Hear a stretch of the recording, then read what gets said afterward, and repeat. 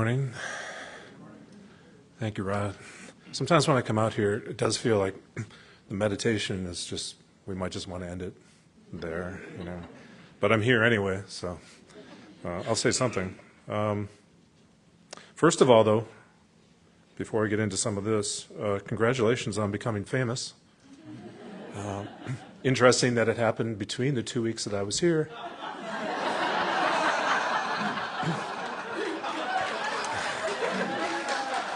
Just saying. I hope it doesn't go to your head. Start staying out all night and partying with the wrong crowd. I've seen it happen. I worry about you, but you seem like a pretty level-headed crowd, so hopefully you'll wear it well. But anyway, if you become an inspiration for even more groups like this across the country, great. And maybe especially to those of you who are part of the founding of C3, special congratulations for the fruit of your labors. Okay, and now, AI and immigration. So I wanted to talk a little bit more about some of the hot button issues in ethics. Again, as we look forward to election season, not a lot of people talking about artificial intelligence, but you're going to hear anything and everything about the border, right? You turn on the television, you can't miss those ads. But you don't have to take my word for it. Number one existential threat to all humankind. If I hadn't already primed you, you might say climate change, you might say pandemics, you might say nuclear war, you might say, you know, what happened to U of M yesterday? I mean, I don't know. There are any number of things you might say. Number one existential threat to humankind is artificial intelligence. According to over 1,700 existential threat risk experts, who are scholars, professors, think tank types, who spend their whole lives looking at this kinds of thing. Most popular course at the University of Chicago last year was a course called Are We Doomed? Packed them in, and the answer was probably, and not so much because of all the other, usual suspects, artificial intelligence. So normally when you've got an ethical dilemma or topic in front of you, you want to define it, you want to understand it as best you can. Tough in this case because if you know anything about artificial intelligence, you know it's already broken into a number of subcategories, some more beneficial, some more dangerous than others. So let me just give you a couple working definitions that I'll have in mind for this. Narrow or weak artificial intelligence, this sort of machine learning that we hear so much about, aggregate tremendous amounts of data, recognize patterns, do things like write memos for us, and college papers to some degree, let me say. Nothing you'd want to actually write home about unless you were using your own words. This notion that it can do an awful lot of tasks that humans can do at sort of basic levels, and a lot of benefits to that. I mean, we're seeing it already. The ability to look at X-rays and find patterns and see things that are not necessarily always obvious to oncologists or radiologists or others. Lots of benefits in terms of aggregated data. On that level, that's going to continue. We're going to have to learn to live with that in one way or the other. ChatGPT 3 especially, 4 sort of also good examples of this narrow or weak artificial intelligence. The existential threat is what's called artificial general intelligence, sometimes linked to yet another subcategory called artificial super intelligence. That'll be the kind of intelligence that'll come out of these black box engineering experiments that lead to wherever the AI is housed, the takeover of the internet, the takeover of financial markets, the takeover of all kinds of defense platforms, et cetera, put us at existential risk because it will be able to do a handful of things. One of the things, most interestingly, will be to, not unlike the Matrix at all, if you remember that great series of films, create, and this is in the words of one of the leading developers of artificial general intelligence, layers upon layers of illusions, narrative illusions, because it's so much smarter than we are, that we will buy into. We'll think, well, no, I'll never fall for that. Yes, we will.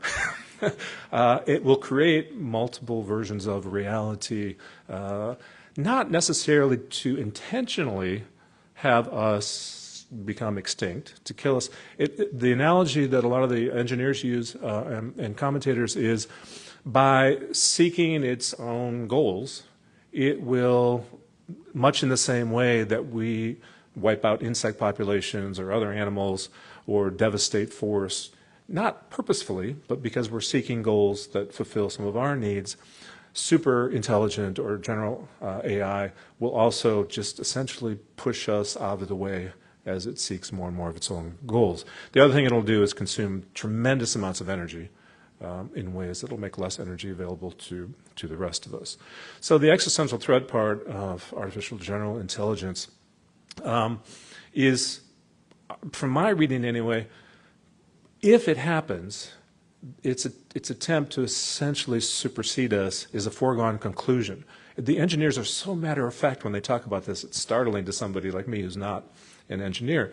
They say, oh yeah, I have no doubt that it will in fact run its course. It will supersede us. It will look to achieve its own goals. It will not pay any attention to us. We will not be able to control it. They're absolutely matter of fact about that. And so the antidote is not pulling the plug. There's no plug to be pulled. It'll generate its own energy. The antidote is what they call AI alignment. And as somebody who has studied ethics for a long time, this is the one that really puts me on my heels. You say, well, what we'll do, the engineers, is we'll build in values, human values, things that we care about, to the AI, so that when the AI goes off on itself, supersedes our intelligence, does whatever it's going to do, it still will reference the values that we as humans hold. I thought to myself, this morning was a good example, Rod referenced it. Have you ever been in a room of more than like 3 people where there's one universal value that you're all holding that's necessarily going to sway artificial intelligence? And if it's that smart, one of the things it's going to be even better at than us is rationalizing its behavior. So I have very little faith in that happening. I'm, of course, worried about the existential threat from an ethics point of view, but I'm 66 almost, so, what the hell. No. Here's where I'm, in some cases, less worried about it than I am the other part of the weak AI that I'll tell you about in a second. And that is the artificial general intelligence, the superintelligence. It's going to happen in 4 years, it's going to happen by 2060, or it's never going to happen.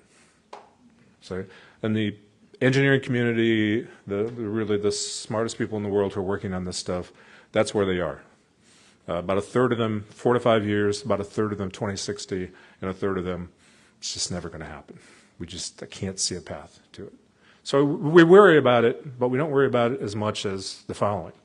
So imagine this. You are working in a company or you're at a school, and somebody from one of these narrow AI companies who already has the ability to do this comes in and says, boy, have we got a device for you. You just took it up to the computer or set it on somebody's desk. You can tell from this, you can do voice modulation, you can do all kinds of physiological measurements. Said we gather all that stuff on a weekly basis. We feed it into this huge aggregated data collecting and analysis program that we've got back at the lab, and we can let your people know, worker or student, if this really is the right fit for them and how well they're doing. So you as a manager get a printout every week. They're like a 7.2 on a 10-point scale in terms of enthusiasm dealing with customers, or you're on like a 6.9, on a 10-point scale in terms of your ability to attend to the lecture. All this very granulated data that will be spit out in a summary in which managers don't then use any of their own accumulated or practical wisdom. They refer to this sort of outsourced data program, weak AI, that tells you exactly what the mental, emotional, physical state of your employee or student is, and you can make a decision, or you're supposed to make a decision week to week based on that. Okay? And it's couched in the language of course, this will help that person. Say, you need a little professional coaching, which of course we'll outsource as well, to be a little bit more enthusiastic or a little more responsive or attentive, and then the AI will come up with the medication that you're supposed to be using to help you do that. There's a whole sort of number of things fall from this as a slippery slope argument.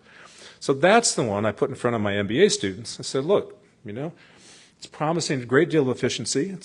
It's going to take a lot of work off your plate, and it's going to give you scientific background to say this person should be promoted, this person should be fired, this person should be reprimanded, this person should be coached, whatever it might be. Do you want it? Show of hands, MBA students, how many do you think want it? Oh, come on. Well, they're not where you are, but but it's closer. Right now it's trending about 65-35 in favor of rejecting it. But the 30, every year to year, the 35, it goes from 25 to 30 to 35. I don't think it's going to be long before that number tips into the majority.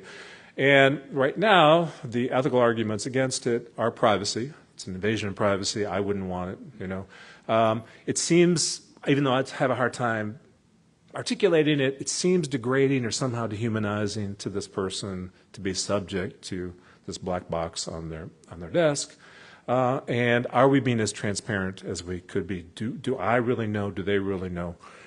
Exactly how this stuff is being collected, interpreted, and analyzed. And that's one of my favorite things about I mean favorite in the sense of I'm astounded. By listening to the engineers and reading the engineers talk about, especially the experiments in AGI, but even AI. And you've heard reference to this with any number of the sort of unintended outcomes. And so you ask these really, really smart people. I said, so you put in, right, you know all the inputs? Yeah, we basically know all the inputs. I said, so you'd have some sense of what you might be able to predict as the outcome. No, we have no idea. In fact, it does all kinds of things, including making up its own language in terms of talking to one another, that we can't follow, that we don't know. They still cannot explain to a large degree how and why they get the results that they get, which is why so many people, not just worried, anxious ethics professors, but actually engineers and business people and the rest, there is a growing call for a pause on any further research into artificial general intelligence. And this is all the way from whatever you think of him. I always hesitate to invoke this guy, but from Elon Musk all the way down to folks who are genuinely concerned that that black box is going to, if not kill us, it's going to severely change the quality of our lives. There are about 70 labs across the world right now. It represents close to $1 trillion already in terms of investment and possible profit margins in the development of AGI, about 40 countries. And let me take one guess whether those folks want this stuff to be paused or not. They don't, but we've done it before, right? Cloning. There are a couple of states, in more than a couple of states, that allow cloning for research purposes in the United States. But across the board in the states, we do not allow human cloning. And the bioethicists especially got together and said, whoa, this is just the Pandora's box. You have no idea what's going to happen. The general consensus is, or I should say this, the consensus we're moving towards is the same thing is true of AGI. And we ought to be putting some pressure on folks to at least take a pause. Say, look, a lot of this stuff is promising. A lot of this stuff looks good. The AGI is scary. We don't know if it's possible or not. Let's pause until we kind of catch up in terms of our thinking about it. Okay. So that's the artificial intelligence piece. What I didn't say about that is one of the concerns people have about it is, isn't it coming for our jobs? Isn't it going to take all of our jobs? And as you can imagine, for everybody who looks at this, that also is split. No, just like every other technical or industrial revolution, it's going to actually end up creating more jobs than we're going to lose. And even if we do lose jobs, it's going to create so much productivity. 2, 3, I just read an article on this. There are a bunch of books coming out on it. The exponential increase in productivity because of machine learning and AI productivity means if you want a job, you can have one. But for those of you who are retired, your children, grandchildren, great-grandchildren, they can do whatever they want. It's like the Marxist utopia brought about by the most ruthless capital market ever. It's a wonderful historical irony. It's like just great. Why? Why is it going to be so? Why are we going to be awash in money? Because this stuff can do things so quickly, right? And so efficiently. And while it takes a fair bit of energy, it doesn't necessarily take a whole lot of food, time off, all the kinds of things that humans are subject to. Which, in a roundabout way, brings me to the immigration, which is one of the instrumental arguments for immigration is we need the labor. Right? There's a tremendous need for, I mean, AI and robotics, automation, it's incredible, but it ain't out there in the field. Well, actually, it is starting to be out there in the field. Well, it's not, yes, it is in the grocery store. Well, it didn't last. They haven't figured this out yet, and you've got to get over the creepy factor. But the last time we were in New York, we were in, I think it was one of the Amazon stores, where there are about 40 billion cameras. There are no, anybody been in one of these? There are no people. You just go in, and you think, I want this. And the camera goes, click. Right? And then you put it back, and the camera somehow reads that, or the 40 billion cameras read, and the whole thing is automated. There's just no people anywhere, and it's all possible. You don't need labor, right? The whole point is to get rid of labor to as much a degree as possible. So the instrumental argument for immigration is still there. We still need the labor right now. Whether we will, given what AI and automation is coming up with, is an open question. But that's not the part of immigration I want to talk about. The debate's Tuesday night. I'm sure it'll come up. The commercials, nothing but immigration. And we talked about it this morning. We talked about it all the time. Everybody wants to talk about it. What's at issue in immigration? New book on this. Nice job, kind of back and forth between somebody who's a staunch proponent, somebody who's pretty much an absolutist in terms of open borders. Okay, open border or a quasi-open border policy. Argument number one, be careful to check yourselves on this one. If you identify as any kind of good liberal/progressive coming out of traditional 18th, 19th, or early 20th century liberalism, in which you believe in, whether you know it or not, moral universalism. Right? It's there in Immanuel Kant, and certainly all of his followers, and then in rights development as well. Every human being on the planet is deserving of equal, affirmative, respectful treatment insofar as that person is a person. Don't have to make any more argument or qualifications than that. They feel, they think, they want, they desire, they have rational goals. It's a whole range of things, and on that basis, we should grant them, to the extent possible, the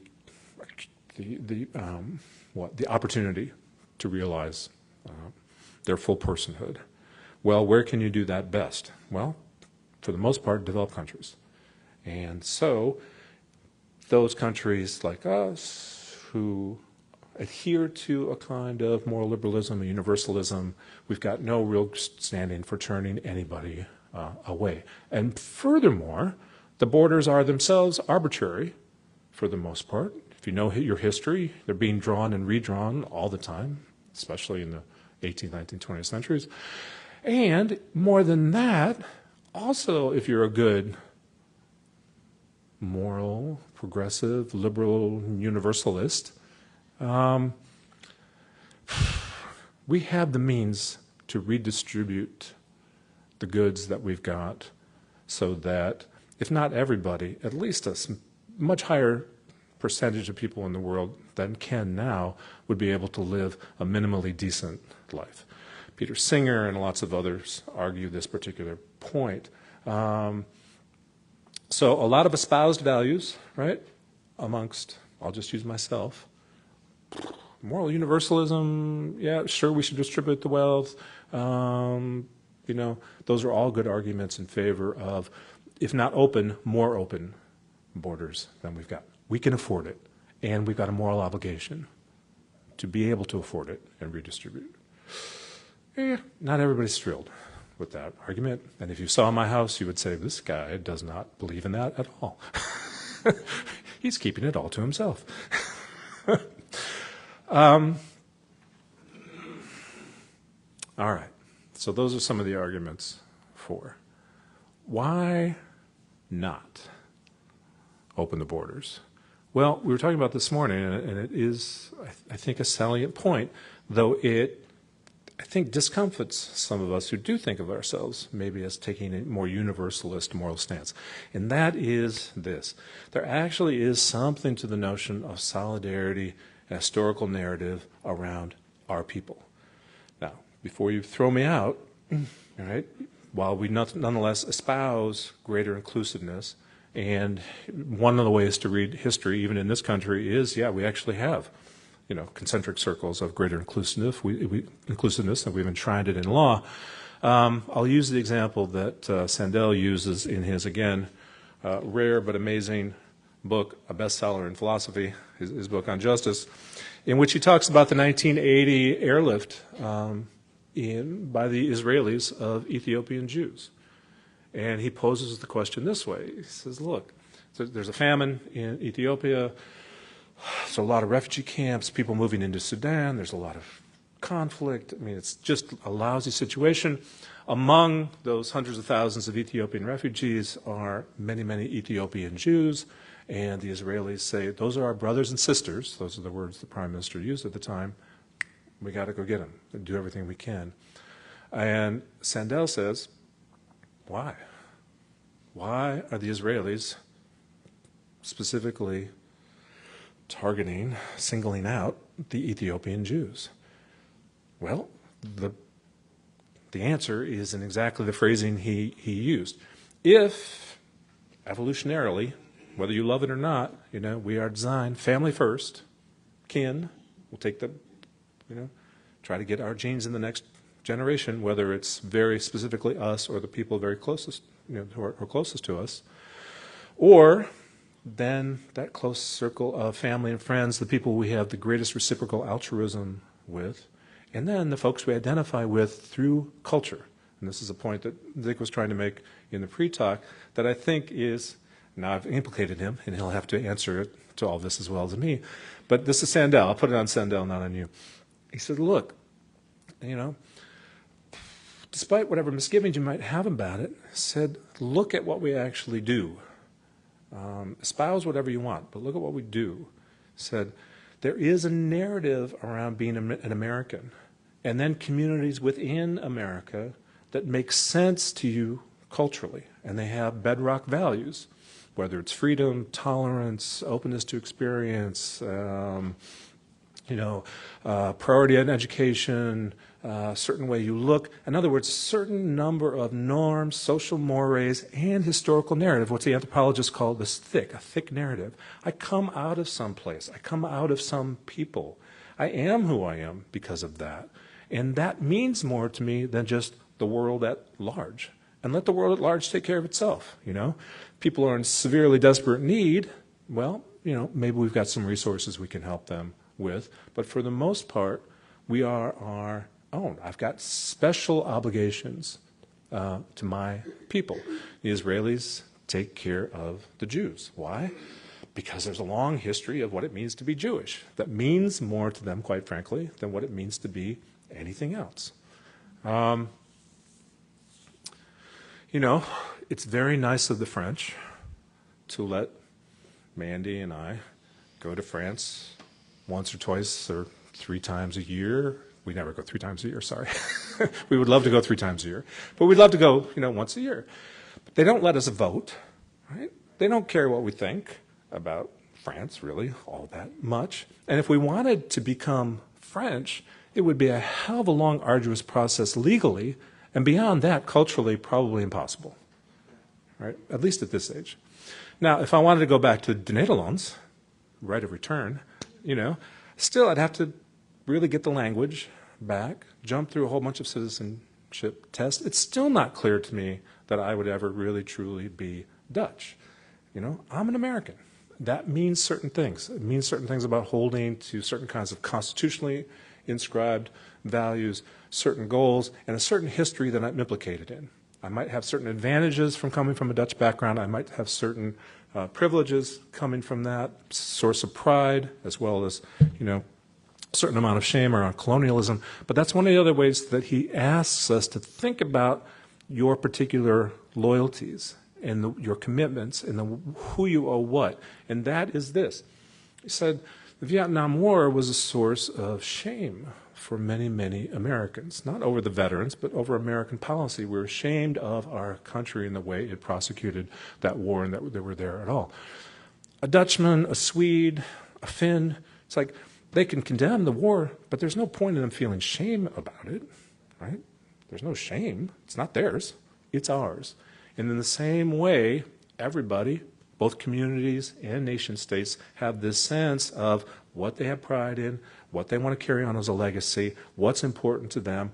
Those are their people. It's not that that can't be expanded. It's not that we can't find. We are peculiar and particular as Americans in our ability to bring in and assimilate people. But we do look for assimilation historically. We look for people to share the same values over time. It's one of the great debates right now. It's like, well, come in and, just stay the same exactly. No, that's not who we're looking for. And the pressure is pretty overwhelming not to do that. Let me close with an anecdote from a study that we're doing right now that I think illustrates this point.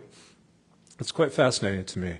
So we've been doing pieces on social capital in Grand Rapids. Grand Rapids is unique. There are only a few other cities around its size in the country that have anything close to the kind of social capital, all these informal networks that people help one another without any expectation of necessarily repayment. I mean, it's kind of amazing. It's one of the things that makes the city as successful as it is.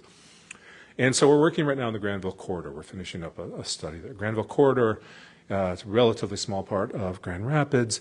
It was historically Dutch. They immigrated there, built a lot of the housing stock, moved out for the most part, became a larger black community for a while, but for the last 80, 90 years, it's been mostly Hispanic, and right now it's about 70% Hispanic. So we've been meeting with groups of the Hispanic community in there, in the corridor. Do they have bonding social capital? In other words, within the Granville Corridor, how much do they help one another out? And what's their bridging social capital? How able are they to pursue opportunities outside of the corridor by establishing relationships with the powerful institutions in town? And the older folks that we've met with, we're just happy to be here, hunker down, stick to your own guns. I mean, it's really, in some ways, the whole thing follows a very traditional immigrant story that is quite affirming. And then the middle-aged folks, we need some help. We want to do more bridging, and we need more capital, both financial and social, that sort of thing. And then I met with young people, 17 to 24, who were either immigrants brought here by their parents or were born here, first generation.